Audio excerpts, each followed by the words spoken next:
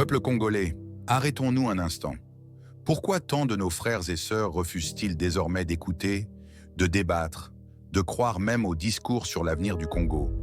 Et si ce n'était ni de l'indifférence, ni de la lâcheté, mais la cicatrice d'une blessure bien plus profonde? Aujourd'hui, je vous propose un diagnostic de notre âme collective. Un voyage à travers l'histoire pour comprendre comment, de la colonisation à Kabila, on a systématiquement brisé notre confiance, notre unité et notre espoir. Mais surtout, je vous montrerai que reconnaître cette blessure est la première étape, non pour y succomber, mais pour enfin guérir.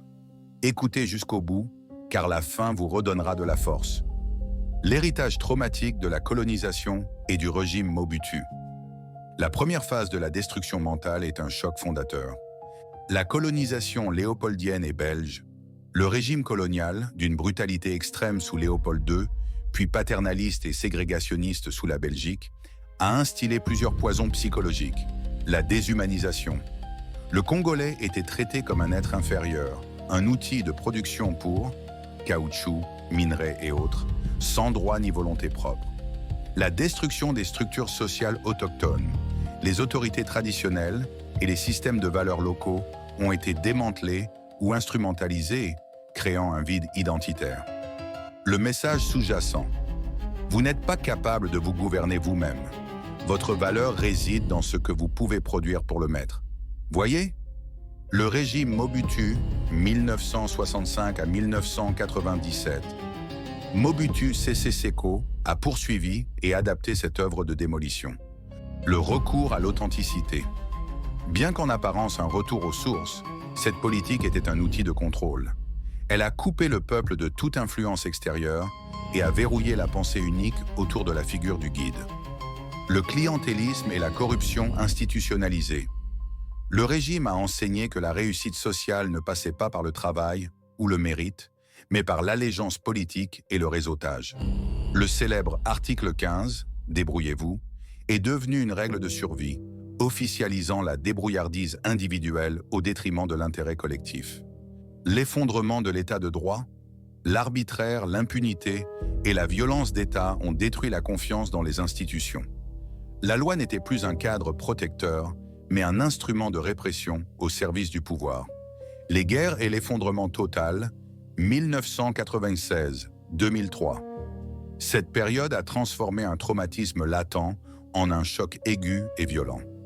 Les conflits armés meurtriers, les deux guerres du Congo, 1996 à 1997 et 1998 à 2003, avec leur cortège d'atrocités, massacres, viols comme armes de guerre, déplacements forcés et massifs, ont créé un traumatisme collectif profond. La vie humaine a perdu toute valeur. La faillite de l'État. L'État a littéralement cessé d'exister dans de nombreuses régions. Plus d'écoles, plus d'hôpitaux, plus de police, plus de justice. Chacun était renvoyé à sa propre survie dans un environnement de violence extrême.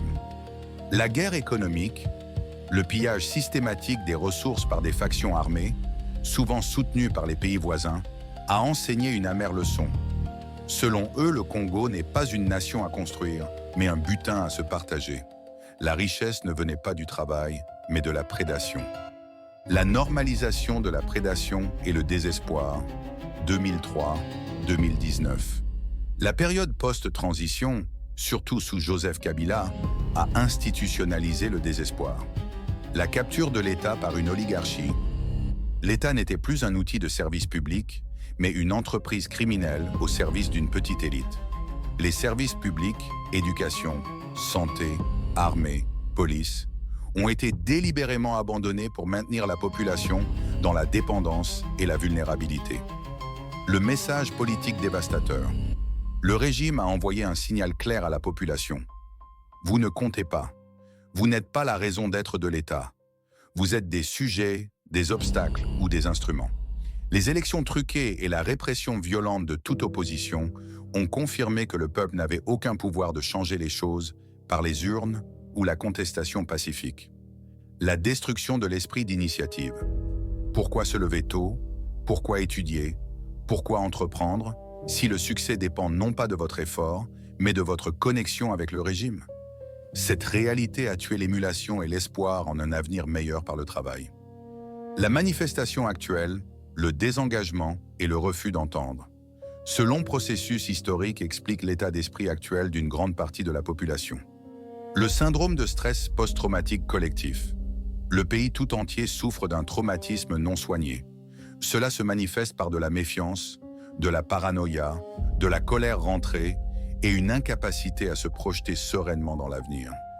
La méfiance absolue, la confiance est morte, méfiance envers l'État, méfiance envers les politiciens, même l'opposition, méfiance envers les voisins et souvent, méfiance envers soi-même et sa propre capacité à changer le cours des choses. Le désengagement et le refus d'entendre, c'est une réaction de défense psychologique. La sursollicitation. Le cerveau, bombardé par les mauvaises nouvelles, corruption, violence, misère, tuerie, tribalisme, finit par saturer. Il se met en mode veille pour se protéger. Entendre encore parler des problèmes du pays devient une source de douleur psychique. L'impression d'impuissance totale. Si l'on est convaincu que rien ne peut changer, s'informer ou débattre devient un exercice futile et frustrant. Il est plus simple de se concentrer sur sa survie immédiate, son quartier, sa famille. Le déni comme mécanisme de survie. Se désintéresser du pays, se plonger dans les telenovelas, les réseaux sociaux pour le divertissement ou l'obsession de l'exil, bureau des Congolais à l'étranger, sont des échappatoires pour ne pas affronter l'ampleur du désastre. En conclusion, la mentalité congolaise n'a pas été détruite par paresse ou stupidité. Elle a été méthodiquement déconstruite par plus d'un siècle de politiques déshumanisantes, de violences extrêmes et de trahisons politiques répétées. Le refus d'entendre parler du pays n'est pas de l'indifférence, mais le symptôme d'une douleur profonde et d'un sentiment d'impuissance appris. C'est le résultat d'un contrat social rompu. Le peuple a appris, par une expérience longue et amère, que l'État ne serait jamais là pour lui. Reconstruire le Congo passera non seulement par des réformes économiques, mais aussi par une guérison collective et la laborieuse reconstruction de la confiance et de l'espoir. Guérir le Congo exigera non seulement des réformes, mais une renaissance spirituelle, car reconstruire une nation commence par redonner à son peuple la fierté d'être, la volonté d'agir et le courage d'espérer. Un peuple meurt non quand ses ressources sont pillées, mais quand son âme est empoisonnée.